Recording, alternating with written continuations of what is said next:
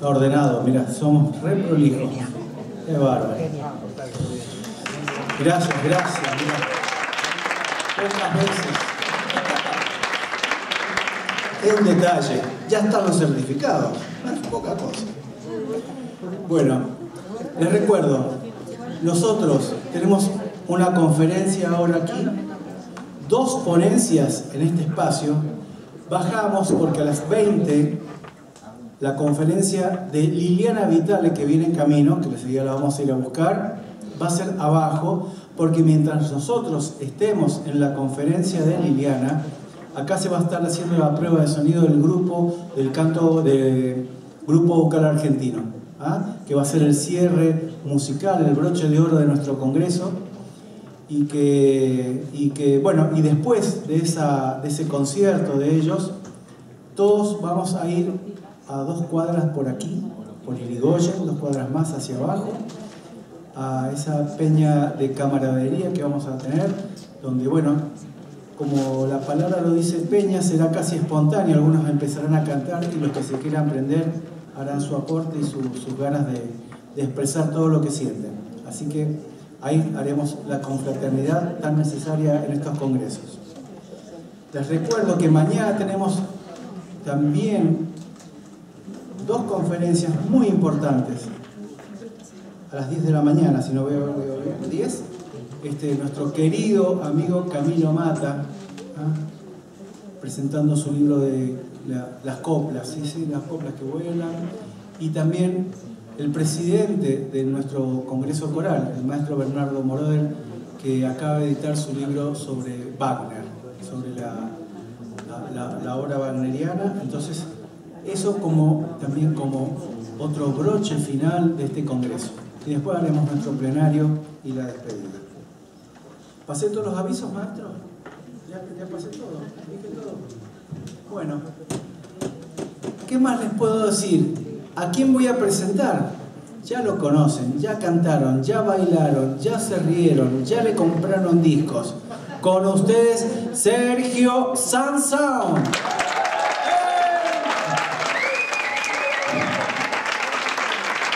Gracias, amigo. Muchas gracias. Hola a todos. Bueno, yo soy un tipo mucho más práctico que académico, pero cuando estuve estudiando un poquito más, algo más académicamente, fue exactamente sobre identidad, la cuestión de la identidad, la construcción de la identidad. Entonces, muy apropiado que me han invitado a estar acá en este congreso, donde está puesto canto coral, identidad. La primera vez en que vine a Argentina, yo vine con el grupo Dano Coro. Eso fue en 2006. En Mendoza fuimos a Cantapueblo y conocí a Alejandro, a León, Repetur también, el productor cultural, gestor cultural. Y el tema, aquel año, el tema de Cantapueblo era la música negra en el mundo, algo como así. Parece que era exacto eso. Y para nosotros de Dano Coro era así algo que era perfecto para lo que teníamos. En Dano Coro comenzamos a trabajar con la cuestión de la identidad. Eso nos saltó como algo muy importante, muy importante. En Dano Coro teníamos algunas personas, ¿cómo dicen ustedes? ¿Negras o pretas? Negras, está bien. Y incluso algunos que hacían parte del candomblé y de la umbanda, que son religiones afrodescendentes, brasileñas, pero afrodescendentes, afrobrasileiras, como se dice. Entonces, eso también era algo muy rico para nosotros, algo de donde sacar, de donde conocer más nuestro país, nuestra cultura. Y al mismo tiempo era una manera, si cantábamos la música negra, la música afro-brasileira, era también una manera muy importante para nosotros de hacer, como se dice, como actuar, como eso está escrito, pero yo decía, actuar políticamente para que no haya tanto preconceito, que hay mucho, contra los negros, contra las religiones afro-brasileñas, etcétera, etcétera. Entonces fuimos a Mendoza y fue muy linda la experiencia para nosotros. Me parece que fue muy linda para el festival, fue un momento muy, muy lindo. En nuestro grupo, por ejemplo, teníamos 3 cantantes negras, Sueli, Conceição y Cláudia. Y llegamos en Mendoza y salimos y paseamos mucho por las calles, conociendo la ciudad también, haciendo conciertos, muchas cosas. Y un día en el periódico estaba una foto con las 3 negras, como algo raro en el sentido de que poco acontece, porque yo veo eso en Argentina, no se ve muchos negros. Entonces, las 3 negras con cabellos bastante afro y paseando en Mendoza eran algo como noticia, era como si fuera la mejor imagen en el momento del grupo que venía de Brasil. Representaba mucho o que estávamos haciendo ali, trayendo la cultura afro-brasileira. Y fue muy, muy lindo eso. Y salimos en muchos periódicos, muchas fotos, muchas cosas. Bueno, a ver, por favor, compañero Nicolás, les pido que participen bastante, pregunten a cualquier momento, hablen, pidan, porque ahí me siento menos palestrante. Y perdón si yo hablo unas palabras que no existen, porque yo hablo eso que estoy hablando, no sé qué lengua es, intento que comprendan. Entonces, habrá momentos en que hablaré unas palabras que no existen, entonces dicen, me ayudan con la palabra correcta, por favor. Ahí, la música afro-brasileira en el canto coral. Adelante, adelante, hago aquí, sí, soy yo. Entonces, el concepto de identidad me parece muy importante y está perfectamente ajustado con el tema de ese congreso. En nuestro caso, en Brasil, la herencia africana, sabemos que toda la América Latina y América del Norte también tiene, y Central, todos tienen una herencia africana muy fuerte. Me parece que unos países la tienen más presente tal vez. Y yo estoy seguro que en Brasil la tenemos muy fuerte en nuestra música, en nuestra cultura, en nuestros hábitos. No solo, no se trata solamente de la música, pero de la comida, de la culinaria, de la manera de ser, de bailar, de hablar, de se emocionar. Solamente una vez yo pude ir a un país africano que fue Ghana. Eso fue en 2014, hace poco tiempo. Y yo pensaba que yo era muy italiano, porque el Sansão era Sansoni. Yo pensaba, yo soy muy italiano, yo soy muy italiano. Y después de conocer a África, yo pensé, no, yo soy muy africano. Yo no sabía, porque no conocía, no tenía el acceso. En verdad, nosotros, el mundo todo, poco conoce a la África. Incluso decimos África. Me voy a África, fui a África. A la África son como 40 y tantos países y nos referimos, nos los reducimos como si fuera a una cosa, la África. Es una reducción impresionante. No la conocemos, no la estudiamos. Tenemos aquí Thierry Thibault, Directores Sin Fronteras, que ha conocido, por ese trabajo que realiza en el continente africano, ha conocido muchos países, una experiencia muy rica. Bueno, cuando fui a África me quedé muy impresionado, porque yo sabía que nosotros teníamos una herencia africana, y eso ya estaba en mi trabajo todo el tiempo, pero me quedé mucho más impresionado. La cosa era mucho más profunda y al mismo tiempo profunda y próxima de lo que yo imaginaba. Las semejanzas, ¿se dice semejanzas? Semejanzas. Las semejanzas eran mucho más frecuentes y mucho más próximas que yo imaginaba. Ahí me viene esa pregunta.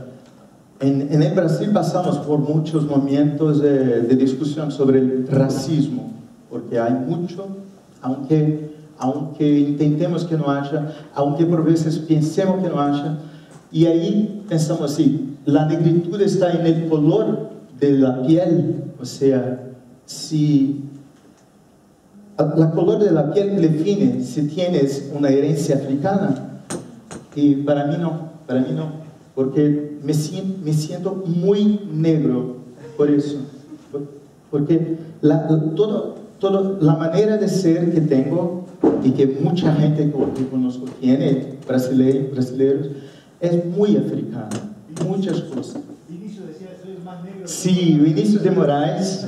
Hoy por la mañana cantamos una canción con poema de Vinicius de Moraes. Él decía con mucho orgullo: yo soy el blanco más negro del Brasil. Y fue un gran poeta, un gran compositor, y no sé si sabe, era diplomata. Vivió mucho tiempo en París en la embajada. Bueno, una persona muy interesante. Entonces, la cuestión de la color es algo muy pequeño. Es una pena que nosotros perdamos tanta energía pensando si la gente es blanca o más o menos, o si es, no sé, eso, porque la identidad, lo que somos, cuando somos, como nos abrazamos, como sentimos as coisas, como brincamos, jugamos, como hacemos arte, isso é muito mais que el color de la piel. Então, parece muito óbvio, ¿no? Óbvio. Pero às vezes el óbvio hay que pensar sobre él, porque olvidamos las cosas obvias. Hay una canción en Brasil que dice: alma no tiene cor. Alma no tiene cor. Eso es lindo, lindo, lindo y pronto. Acabó. Si entiendes eso, acabaría mitad de los problemas en el mundo, porque las almas no tienen colores. Bueno, ahí viene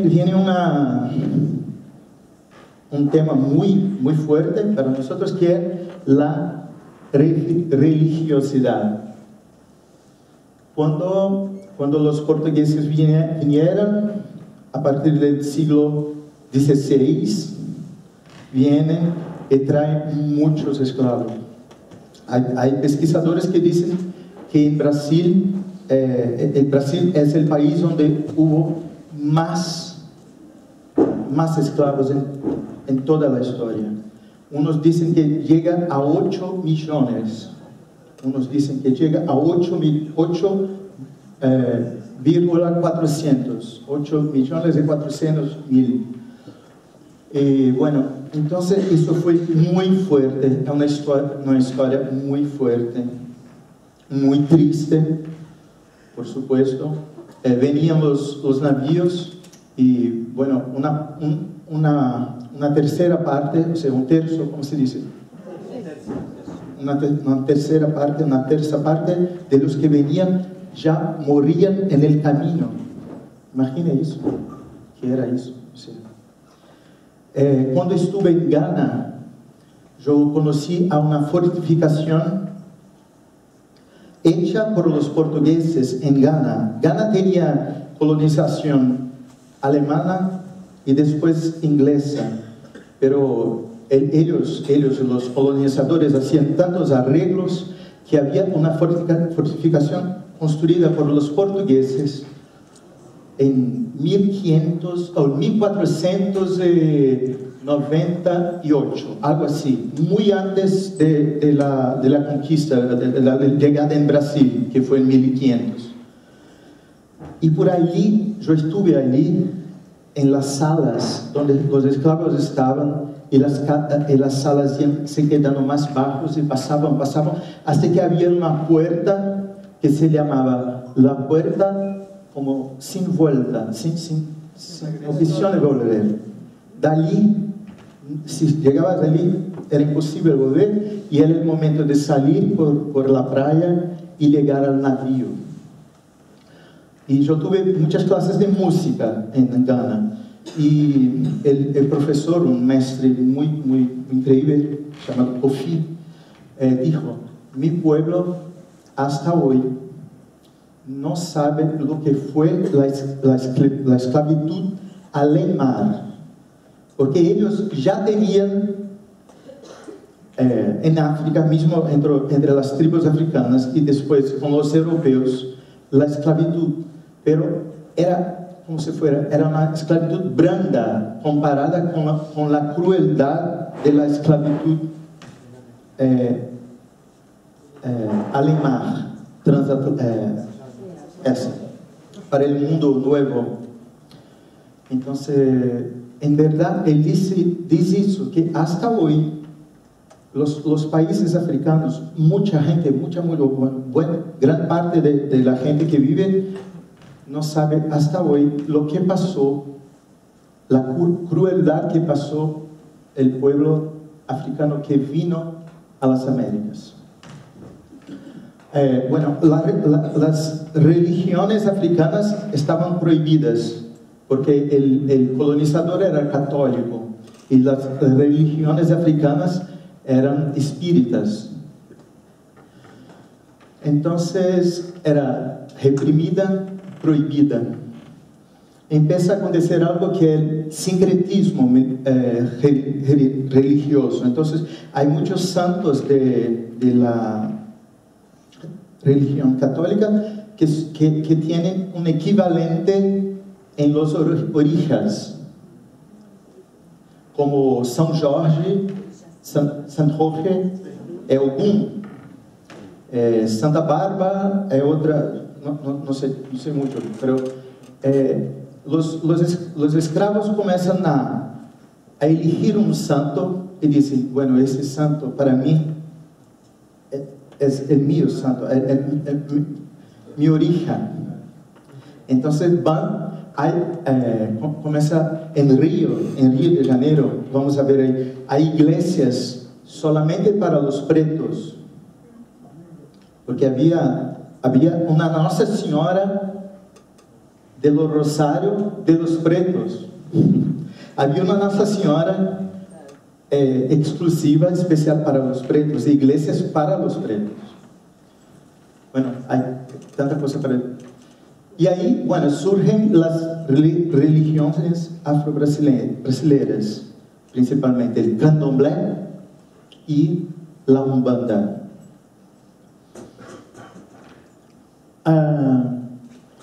E aí, o que acontece? As religiões africanas eram prohibidas. Entonces, los africanos empiezan a cambiar la manera de hacer los actos, los rituales religiosos. pasan a nacer como fiestas, con música, con ropas, con vestimentas, y salir por las calles y con tambores, y reverenciando a imperatriz de Brasil, reverenciando la corte portuguesa, el rey, etc.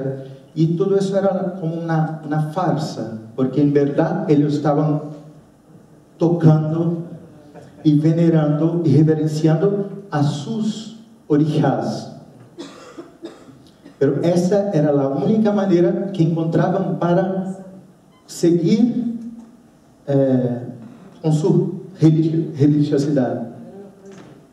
Sí, aunque le prohíban, hacían una farsa. Sí. Sí. Entonces, la capoeira también tiene mucho eso con esa cultura. Los tambores, mira, los tambores que tenemos en la capoeira, en el maracatú, en el samba, ellos siguen de una manera los tambores que se utilizan también en el candomblé y que se utilizaban en África. La manera de arreglar lo que toca cada tambor y cada percusión pequeña también. Entonces, era una manera de fugir. ¿Cómo se dice fugir? Huir de escapar, de pasar por las reglas que eran terribles. Entonces, ahí comenzamos a ver unas cosas. La arte entonces surge como una forma de resistencia cultural, de resistencia de vida, de sobrevivencia. No sé si ustedes conocen el término banzo. ¿Conocen? En Brasil conocemos el banzo, era un sentimiento de ser arrancado. Imagina eso, algo que tenemos dificultad de imaginar. Pero tú vivías en África, llega un povo, te lleva para otro lugar, completamente, para otra tierra, para otro mundo, y vives esclavo. Y el banzo era como un sentimiento de nostalgia, de falta de saudade, y una tristeza tan grande que ellos morían de banzo. El banzo era una depresión profunda, como si fuera algo. Sí, adoecían y morían. Entonces, el banzo, existe ese termo, es una cosa fuerte, como ese sentimiento de ser arrancado do local de donde tú pertences. Perdón, gente, estoy hablando de muchas cosas tristes, perdón. Vamos a ver una cosa. Aquí, bueno, en Argentina, ¿conocéis a Caribe? Caribe es un artista plástico que nació, yo creo que en 1911, y en 1940 y tantos, 50, pasó a vivir en Brasil e hizo muchos dibujos y cuadros y cosas lindas sobre la cultura afro-brasileira. Ahí son muchos orixás.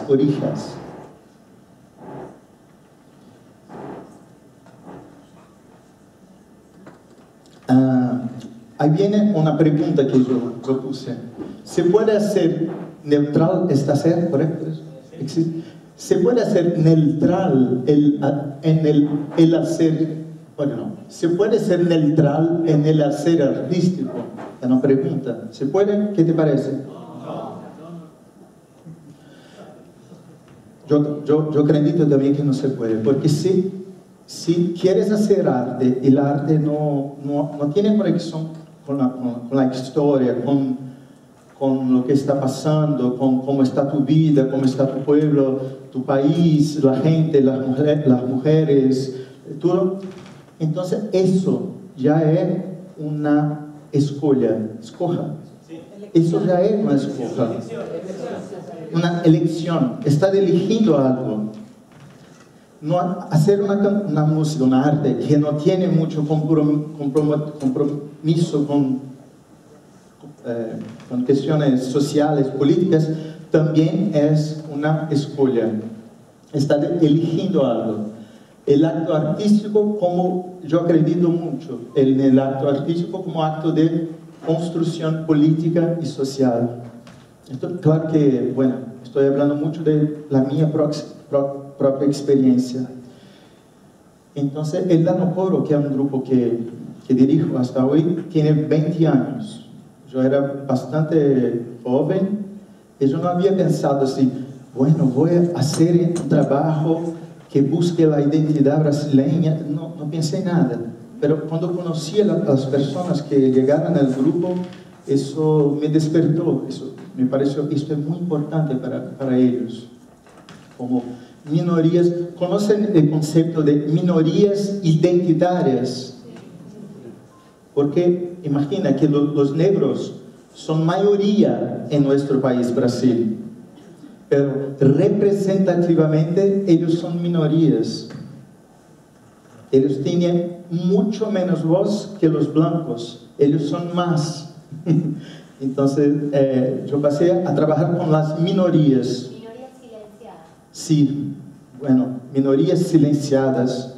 Y nosotros decimos minorías representativas, o sea, que no tienen mucho espacio para estar representados culturalmente y socialmente.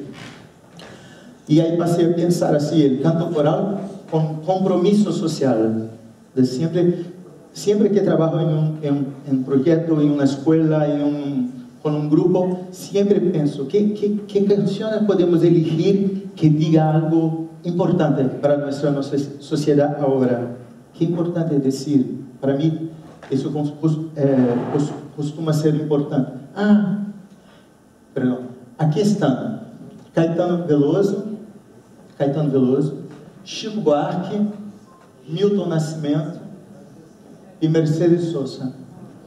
Ejemplos de gente que hace música, que utilizó mucho su arte para decir cosas muy importantes. Tenían el poder de decir siempre a mucha gente. Y entonces han hecho esa no sé si así toca. ¿Se así? No. No me acuerdo lo que están cantando. A ver. Un poquito de música, por favor.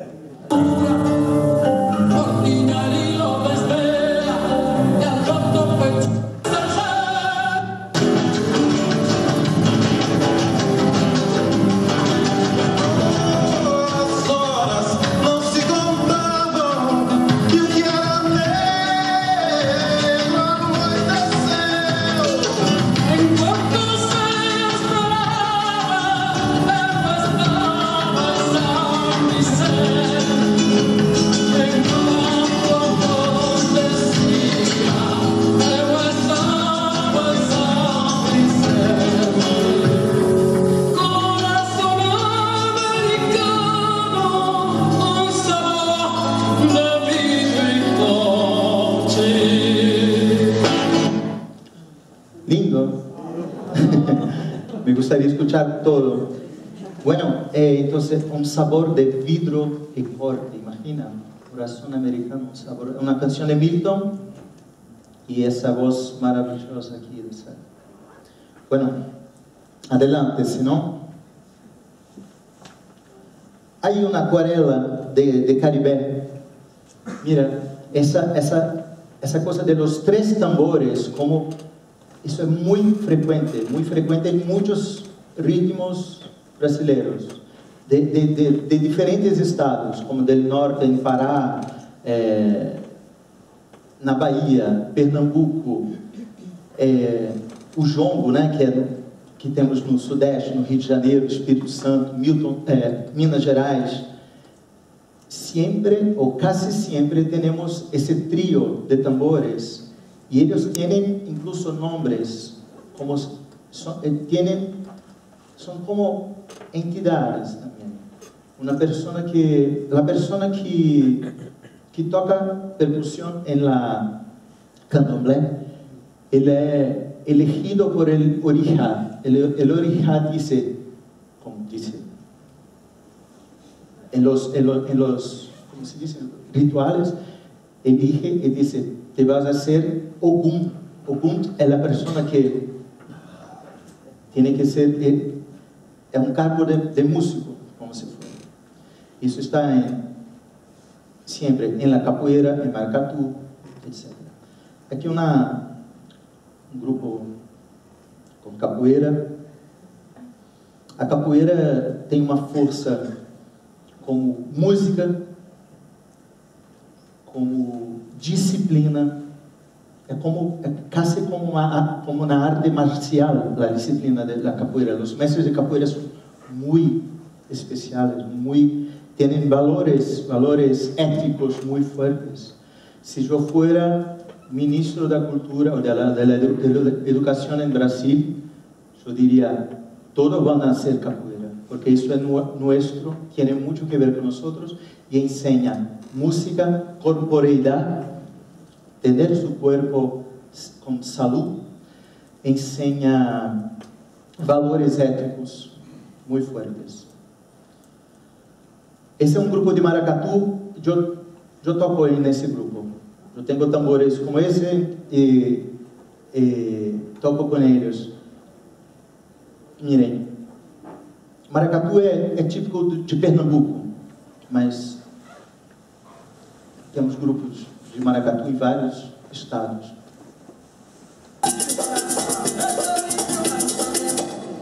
Esse aqui é meu irmão, minha irmã, essa é minha irmã, Daniela. Ah, mira, esta igreja é a igreja de Rosário, Nossa Senhora del Rosário de los Pretos, de los Negros. Não, é porque allá se diz preto, para essa igreja se diz preto, o nome é assim. Então, o grupo de maracatu, imagina isso, a coisa do sincretismo. O grupo de maracatu hace como una reza, una oración que está en Yoruba, está en otra lengua, na lengua africana, y empiezan a tocar en frente a la iglesia, porque así hacían los esclavos en el tiempo, hace unos 2 siglos. Empezaban a tocar acá, tocaban adelante de la iglesia, y eso era permitido. Essa era a igreja que podiam utilizar. Um pouquinho.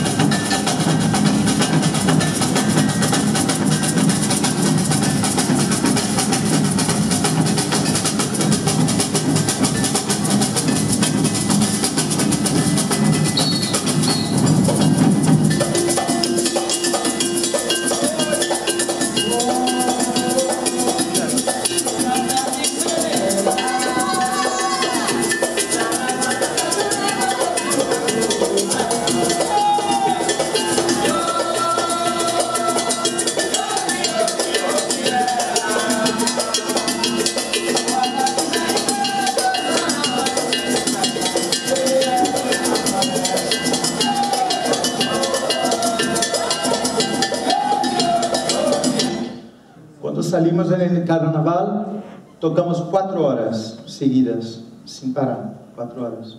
Esse é o começo de uma salida de carnaval, en el carnaval. Bueno, aí me gostaria de apresentar uns compositores que se dedicaram muito à herência africana na música brasileira. Dorival Caymmi, baiano. Vinícius de Moraes, carioca. Caetano Veloso, baiano. Gilberto Gil, baiano. Djavan, de Alagoas, alagoense. Aqui uma dupla que Baden Powell e Vinícius de Moraes, e que compuseram o que eles chamaram de afro-sambas, que é um pouco engraçado, porque todo samba é afro, pero tentaram dizer, esses valorizam especialmente nossas herências. Então, hablam de los orixás, hablan del berimbau. ¿Te acuerdan? Berimbau, berimbau, berimbau, berimbau, berimbau. Cosas así. Bueno, ayer cantamos un poquito de Jongo, essa canção. Esse grupo é do Rio de Janeiro, como la origen, como disse ayer, pero importante repetir, a origem desse grupo que se chama Jongo da Serrinha é uma origem, a origem é em um quilombo, ou seja, uma sociedade de esclavos ou de ex-esclavos, desde o momento em que a abolição da escravatura, o fim da escravatura em Brasil, que é a mais tardia de las Américas, foi em 1888. 1888. Pero você sabe que depois disso, a coisa não cambia assim. Havia uma lei para libertar os escravos, mas as coisas permaneceram muito difíceis até hoje.